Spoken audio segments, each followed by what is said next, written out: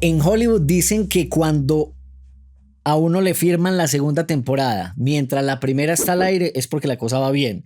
A nosotros no nos firmó nadie, pero la estamos haciendo mientras la primera está pero al primero, aire. eso es una gran noticia. Y segundo, pues el germen de la esperanza, que es lo que estamos necesitando todos en el mundo, ¿no? Sí. Y además ya venimos pues con video y toda la cosa. O sea, ahí vamos mejorando. Cogiendo forma Sí. La vaina. Y empezamos además esta nueva temporada con un tema que usted y yo teníamos muchas ganas de hablar hace rato, que lo hemos tocado fuera de micrófono varias veces, pero de pronto no con la unidad que vamos a intentar manejar en este episodio, y es la iglesia y la libertad de culto. Y yo quiero hablarle primero de una coincidencia nuestra, así como empezamos la primera temporada también hablando pues como de nuestra cercanía geográfica en los barrios en Manizales en los que crecimos. Pues esta vez le quiero yo es como traer a colación esa influencia tan marcada en nosotros, en nuestra cultura paisa con la iglesia católica, que además creo yo que los dos de niños la vivimos como con una pasión similar, y se lo digo es porque yo tuve altar en mi casa y la iniciativa fue mía. Es decir, mi mamá pues yo veía que iba a la iglesia y tal, pero no fue algo como que me inculcara, y yo en algún momento tenía por ahí unos 6 o 7 años y le dije a mi mamá que me prestara un cuadro del Sagrado Corazón. Lo puse encima de una máquina de coser que vivíamos en una casa relativamente vieja, entonces era muy grande, entonces yo lo puse un mantelito pues lo más de bonito, todo como imitando la estética que yo veía en la iglesia, y tenía un tío materno, el tío Libardo, que me llevaba las veladoras. Entonces la única angustia de mi mamá no era que el niño quisiera ser cura, sino que la casa pues quemara porque el niño se le olvidaran apagar las veladoras. Y yo recuerdo eso primero con bastante simpatía. O sea, es como un buen recuerdo de mi niñez. Yo particularmente no he sido alguien que haya entrado, haya tenido una crisis de fe en su vida, o al menos no todavía. Pero veo que eso lo viví de una manera muy natural, y pues que se fue también como calmando con el transcurrir de las semanas o de los meses. No tengo como tanta claridad frente al marco temporal pues de lo que yo hice. Y alguna vez usted me contó también que de niño tuvo como una experiencia similar. No sé si tuvo un altar pues, pero digamos que también vivió la religión y la iglesia católica de una forma al menos parecida. No, primero, es cierto. Primero, Octavio, tengo que reconocer que me sorprende un poco esa historia, porque en mi caso tiene no solo similitudes, sino que la experiencia mía fue más allá. Okay. En el siguiente sentido. Primero, una cosa en la que coincidimos. El origen fue espontáneo en mi caso también. Okay. Yo terminé en lo que voy a describir de niño, simplemente sin ninguna presión, ni siquiera invitación externa. Fue, dijéramos, el cultivo de una vocación espiritual inmersa en la religión católica muy acentuada en su momento. Estoy hablando de los principios de la adolescencia. Pero ¿por qué digo que fui más allá? Porque no solo tenía altar, sino que celebraba misa. Yo le pedí a mi mamá que me hiciese la casulla, es decir, yo tenía ropaje de sacerdote, los hábitos. Sí fue más allá. No, pero claro, sin duda.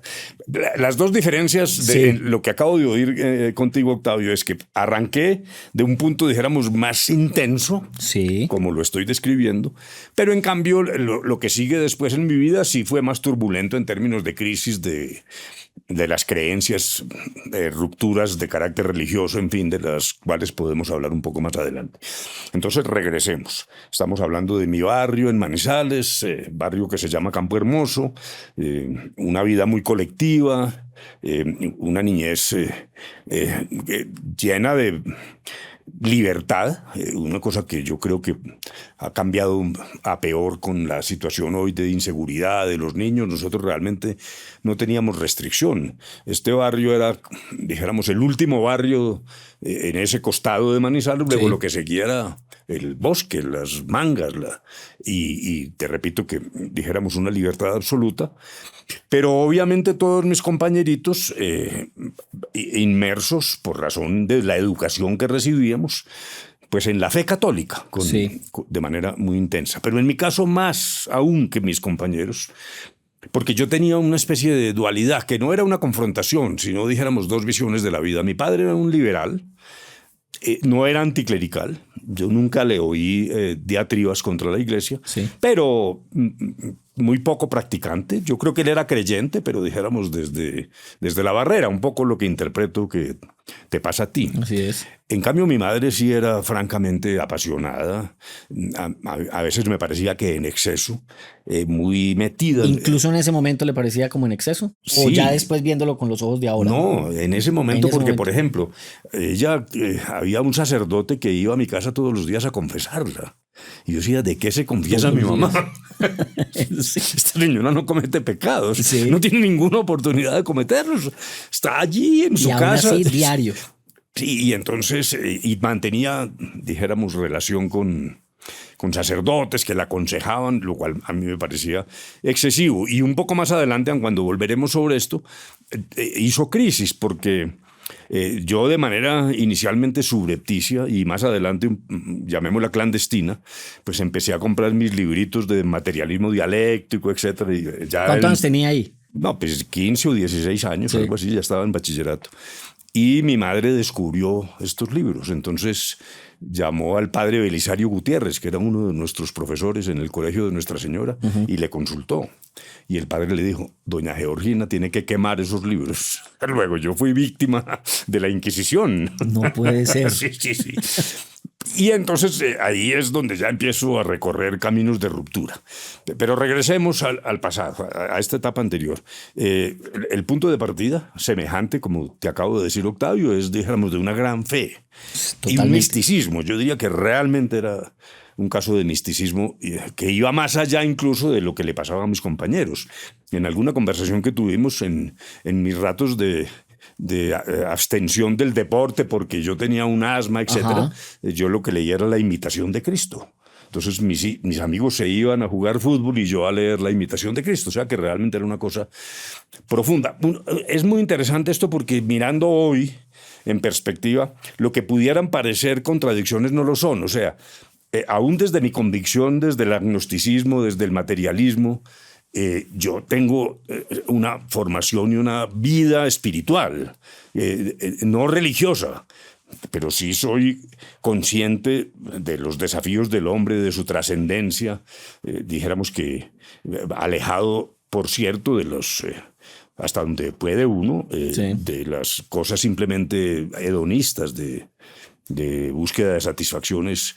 A mí no me interesa comprar el último carro ni cambiar de carro cada 2 años. El celular ojalá no hubiera existido. Yo vivía más tranquilo antes de tener teléfono celular. En fin. Bueno, luego lo que pareciera incoherencia, que ahora podemos volver sobre esto, yo creo que no lo es.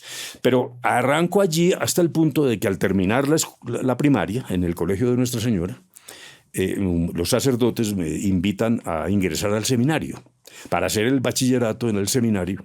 Para terminar ahí en el seminario. Terminar ahí Ya. y desembocar en la profesión sacerdotal, llamémoslo así. Entonces a mí me sonó la cosa. Ay, le sonó además. No, claro. Porque perdón, lo interrumpo. La historia que yo tengo o que me han contado varias veces es que los sacerdotes o las hermanas, en el caso de los colegios femeninos, invitaban era a quienes les veían potencial. Claro. O sea, que a usted le vieron potencial. Claro. Porque, Ok. pues claro, con todas estas experiencias in-house, como se diría ahora, pues que seguramente la conocían Y mis entonces le sonó. profesores, ellos también seguramente vieron que allá había una semilla. Ajá. Mi madre no me alentó, pero no se opuso y por el lenguaje corporal mostró cierta satisfacción. Y mi padre, que como ya lo describí, era respetuoso, no era un anticlerical. Cuando mi familia, sus hermanos, mis tíos, eran mucho más militantes, incluso en el ateísmo, algunos de ellos, mi padre, dijéramos, no tenía esa pasión ni en uno ni otro sentido, pero una gran tolerancia. Pero en este caso sí fue categórico y me dijo, no, jovencito, si usted quiere ser sacerdote, ese es un problema suyo, pero esa decisión la toma cuando termine el bachillerato. Usted no va a pasar de la primaria al seminario. Y se opuso rotundamente, cosa que yo hoy le agradezco. Eso hubiera sido realmente un gran fracaso. dijéramos, avisoró un Que porvenir que hubiera una sido traumático. confirmación del pensamiento liberal del Sí, papá, entonces pues. dijo, no, usted haga lo que quiera, pero cuando tenga más capacidad de discernimiento. Entonces, dijéramos, yo arranco de esas circunstancias de pasión mística.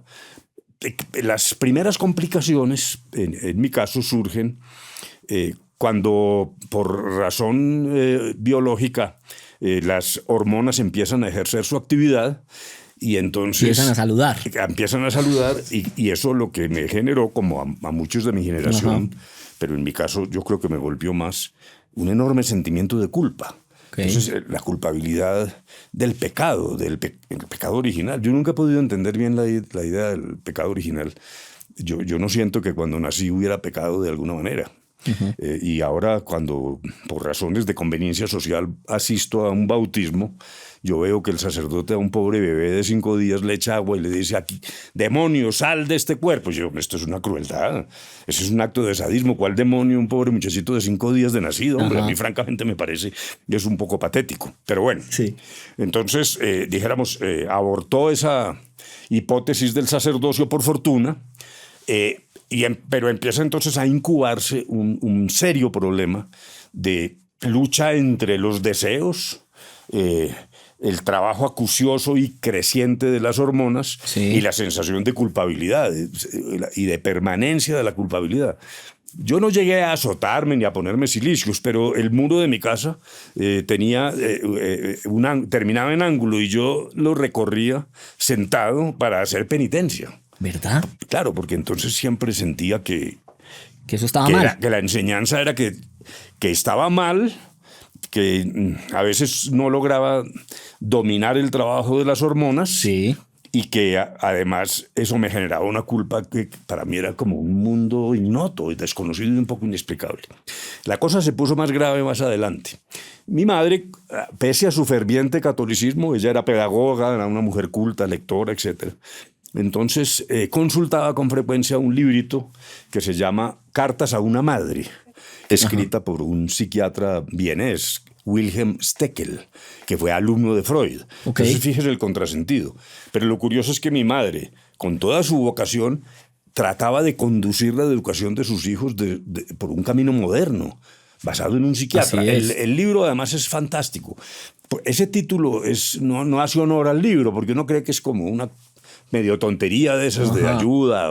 No, este es un libro muy profundo, basado en la teoría psiquiátrica, en el psicoanálisis de Freud, en fin, o sea. Pero alguna vez cayó en mis manos el libro y encontré la siguiente frase de Wilhelm Steckel, el alumno de Freud. Decía, una religión que amenace con un castigo eterno no puede ser una religión verdadera. Entonces me pasó lo de Saulo de Tarso, pero al revés. Yo lo que vi fue la iluminación, el ramalazo. Dijo, wow. Si mi madre tiene este libro y este libro dice que esta no es la religión verdadera, es por aquí. He derribado el muro de Berlín y entonces se abre todo el camino hacia el agnosticismo, que es, dijéramos, mi posición actual. Y todo esto condimentado. O sea que eso fue bien temprano. Eso fue hacia los 14 o 15 años, sí.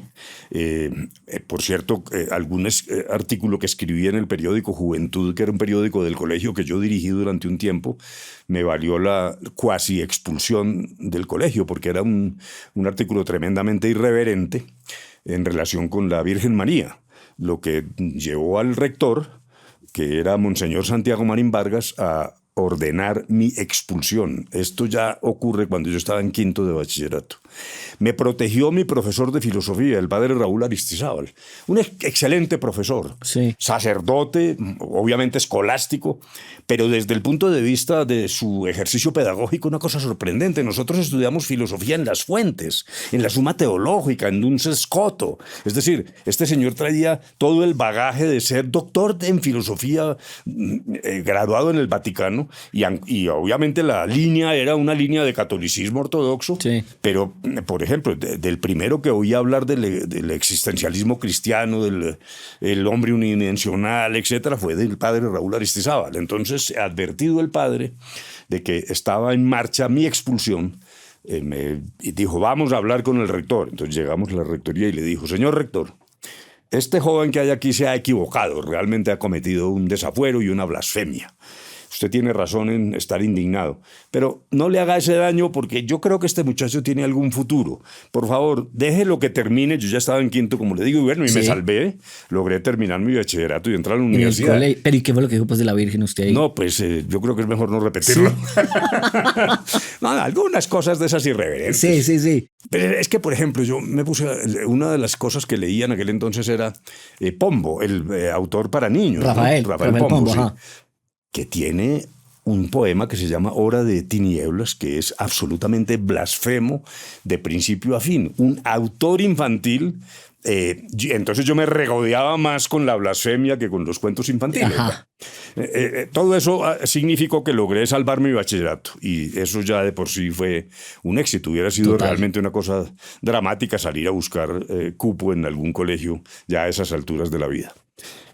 Ahí se va formando entonces una actitud que en su momento sí fue más beligerante, pero ¿en qué sentido? Yo creo que esta es una matización importante porque mi reclamo era uno frente a al dogma, a las enseñanzas de la Iglesia Católica, sin duda. Es esa permanente lucha contra el placer. Esa circunstancia de que el catolicismo que recibíamos nosotros al menos en nuestras enseñanzas era la negación. La negación y la condena del placer en cualquier forma que fuera. Toda esta literatura católica que mi madre acumulaba traía cosas patéticas, por ejemplo, sobre el placer de las mujeres. Continuando con Wilhelm Steckel, después yo emprendí la lectura de las obras completas y para mí el descubrimiento de que había placer en la mujer fue un descubrimiento posterior. Yo partía de la base de la enseñanza católica de que una mujer lo que tiene que cumplir es con el débito conyugal dentro del matrimonio con fines de procreación y ojalá sin gozar mucho. Entonces a usted lo sorprendió eso. Claro, entonces tenía entonces, como dije, dos frentes de batalla. Y el que ya mencioné tangencialmente, el problema de la culpa. ¿Por qué somos culpables de algo?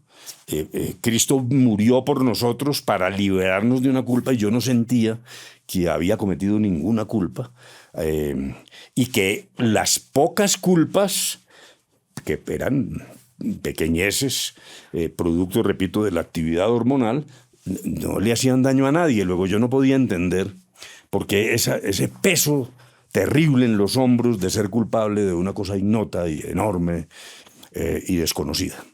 Y lo segundo, mi segundo frente de batalla ya es el de la Iglesia Vaticana, que ese sí lo mantengo en el sentido de la evolución del cristianismo de vieja data que empieza a convertirse en una especie de religión oficial, un instrumento del Estado, cosa que no solo ocurría en los siglos V y VI, sino que se perpetúa incluso en el caso de Colombia. Esto no me tocó a mí, pero sí a mis abuelos sí. Y tíos. En la época de la violencia liberal conservadora había un sacerdote, un obispo, en Antioquia que se llamaba Monseñor Builes. Sí. Monseñor Builes sostenía que ser liberal era pecado, que los liberales estaban condenados de antemano al fuego eterno. Wow. Entonces eso era una cosa muy pesada. Siempre lo cristiano era ser conservador. Sí, exacto, en un maridaje con el Partido Conservador y con los gobiernos conservadores. Sí. Entonces esa Iglesia Vaticana convertida en instrumento de poder terrenal, yo realmente nunca pude convenir con eso ni aceptarlo, que es el camino que pasa por fases de rebeldía, de confrontación con, sobre todo en Manizales, que era una especie de convento, confrontación con la estructura que era religiosa y gubernamental simultáneamente. O sea, Manizales era un convento regido aparentemente por autoridades civiles, pero realmente por la Iglesia. Claro, a mí me tocó Monseñor Pimiento, Monseñor que Pimiento era un líder de opinión completamente importante y opinaba sobre los temas más relevantes de la ciudad. Y antes de Monseñor Pimiento, de quien puedo contarle ahora una anécdota, no me la debí olvidar. ¿De Monseñor Pimiento? De Monseñor Pimiento, pero antes de él, el padre Hoyos, que era el párroco de la catedral. El padre Hoyos era una autoridad en la ciudad. luego dijéramos, uno sentía el peso en la vida concreta. ¿Cómo se llamaba ese padre? El padre Hoyos, yo Padre no me Hoyos, acuerdo no, de él. pero hay que hacer la claridad de eso. El padre Hoyos, no el cura Hoyos. No, es el cura No, Hoyos. el cura Hoyos, el de Barranquilla, digo yo. Bueno, pues ¿Y, le voy y el a... padre Hoyos era más polémico que Pimiento o qué? No, lo que voy a hablar de Pimiento va por otro lado. Ya, ok. No, el padre Hoyos, para ponerle un ejemplo, cuando llegó la Dolce Vita a Manizales, el padre Hoyos prohibió que fuéramos a verla. Y se paró en el teatro, que se llamaba el Teatro Cumanday, en la puerta del teatro. Claro, y el dijo, Cumanday. todo el que entre aquí lo voy a excomulgar. Entonces, ¿Qué? sí, el dueño del teatro, que además era un musulmán, que era un señor de apellido Josame, tuvo que devolver la película y nunca la pudo presentar. O sea, no se presentó la Dolce Vita No en se Manizales. presentó la Dolce Vita en Manizales por cuenta del padre Hoyos. Posteriormente, yo creo que algunos años después, reapareció en una sesión clandestina que promovió un sindicato de trabajadores a las 12 de la noche. Entonces fuimos a ver la Dolce Vita a las 12 de la noche como en un acto subversivo y una especie de protesta contra el padre Hoyos, lo cual nos generó una gran decepción porque hoy la Dolce Vita sería una película para niños de menores de 13 años. Eso Pues no realmente tiene mayor íbamos problema. todos con la ilusión de De ver ver algo. las obscenidades, cosa que no ocurrió. Bueno, pero el padre Hoyos tomó esa decisión y luego ocurrió algo muy dramático.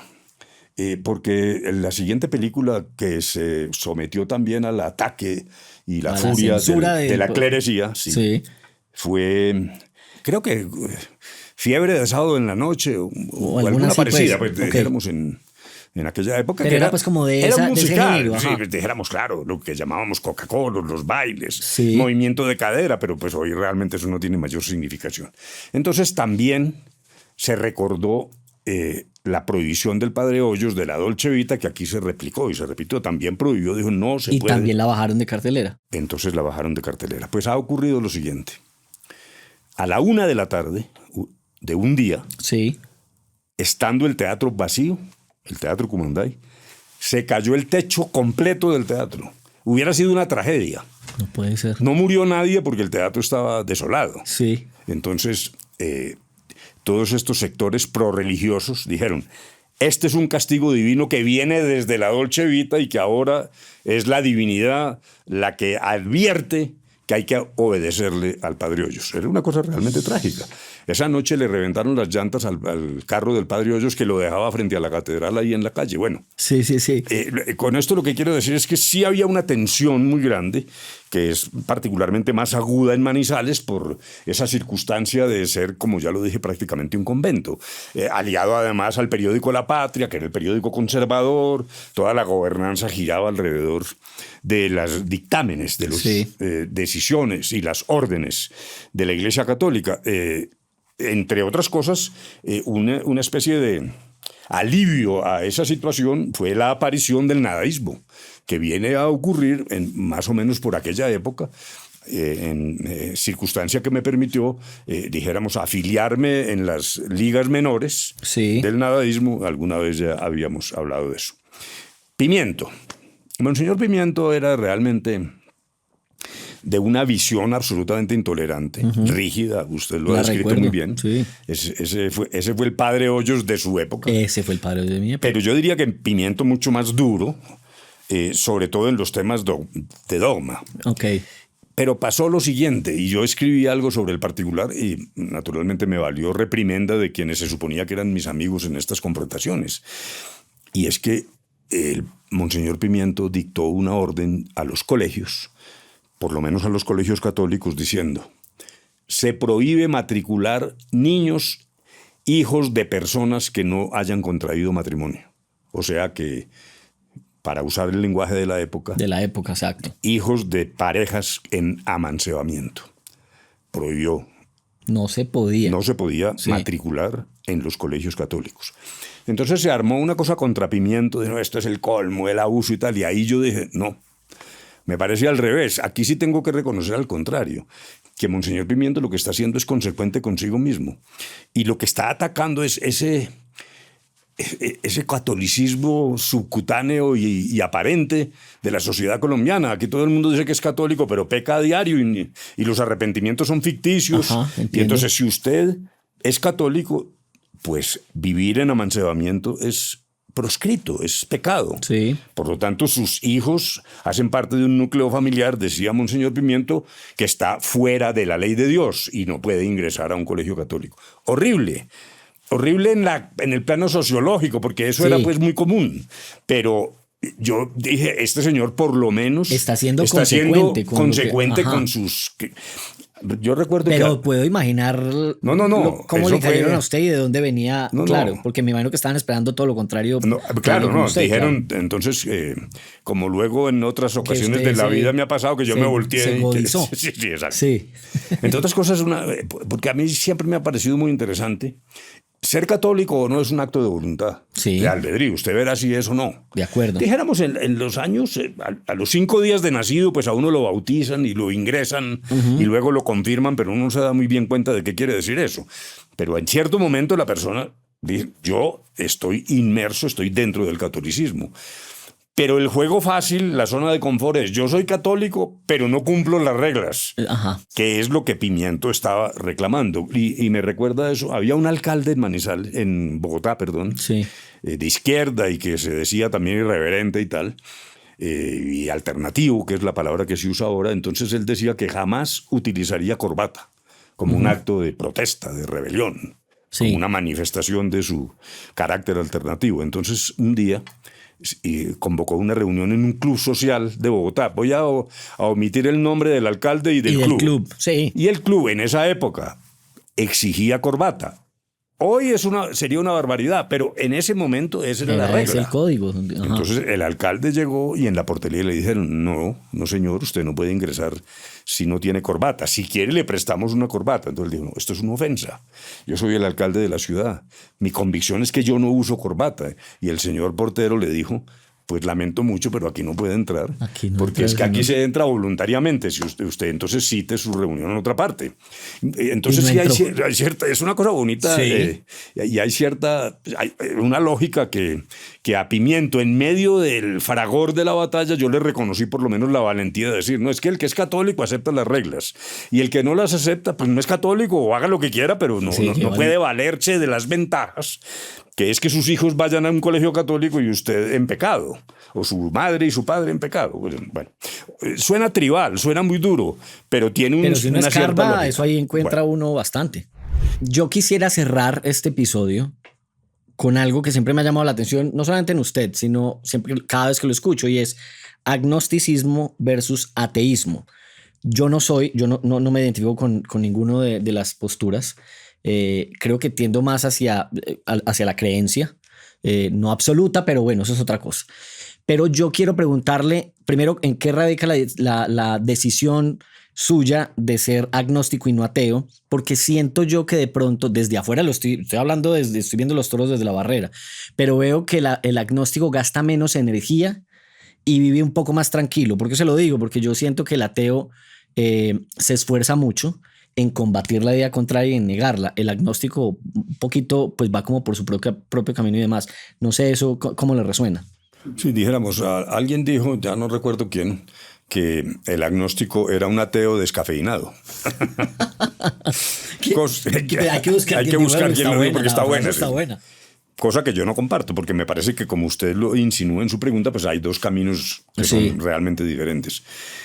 Los agnósticos lo que decimos es, yo no tengo pruebas de que Dios existe, pero no tengo pruebas de que no existe. Por lo tanto, esa discusión, yo me sustraigo a la discusión y con eso incluso, usted lo ha dicho muy bien, no solo se ahorra el agnóstico la energía y la adrenalina de estar combatiendo las creencias religiosas, sino la otra, la de quienes tienen creencias combatiendo a los ateos. Claro. Mi visión, primero es una visión mansa. Dijéramos en el bachillerato yo podía ser más combativo en esto, pero ahora realmente lo que hago es pensar que yo no tengo ningún problema con Dios, dijéramos. Luego, si existe o no, no es un lío mío y además me parece que también a Dios abusan de él porque lo ponen a hacer todo tipo de de oficios y de Ajá. pedirle unos favores absolutamente inverosímiles, lo cual debe ser una tortura para Dios. Para Yo creo Dios. que Dios debe sufrir mucho. Incluso me parecería que en la reforma laboral hay que poner un estatuto Dejen de pedir tanto. de vacaciones y Ya. de jornada laboral, porque, Sí. por ejemplo, Higuita hizo el famoso escorpión en el estadio de Wimbledon, Ajá. una cosa monumental, y cuando terminó lo entrevistan y dijo, no, eso no fui yo, eso fue Dios. Entonces yo quedé muy perplejo. Entre otras cosas porque en los dos equipos podía haber católicos de un lado y el otro. Entonces, Ajá. ¿cómo hace Dios para favorecer a uno y no al otro? Ahora, el general Mario Montoya, creo que fue él u otro, pero el general que condujo la operación de rescate de los secuestrados de Ingrid Betancourt y tal, Operación Jaque. la operación Jaque, cuando le preguntan, dice, no, esto no fuimos los militares, no fui yo, que era el comandante, sino Dios. Dios. Entonces, dijéramos, eso genera, en mi opinión, un problema muy serio, porque no solo provoca la discusión sobre si existe o no, que es una discusión, dijéramos, radical en el sentido de que es de raíz, sino de la configuración de los deberes de la divinidad, que creo yo que son muy complejos. Si no fuera porque alguien podría decir que es una irreverencia, a mí me parecía mucho más práctico el politeísmo griego y romano, porque había división del trabajo. Entonces, si uno estaba enamorado, se encomendaba a Venus. Sí. Si era un campesino, se encomendaba a Ceres y le pedía los favores a Ceres. Entonces, debía haber un organigrama celestial que liberara por a Dios departamentos. por departamentos. Luego, me parece que esto, pues, claro que puede ser irreverente, pero lo que seriamente quiero decir es que el ser humano no es capaz hoy de resolver el problema de la existencia de Dios hasta el punto de eliminar todas las otras posibilidades de nacimiento del universo, el Big Bang, etcétera, la física cuántica. Entonces yo creo que esa es una discusión que no conduce a nada.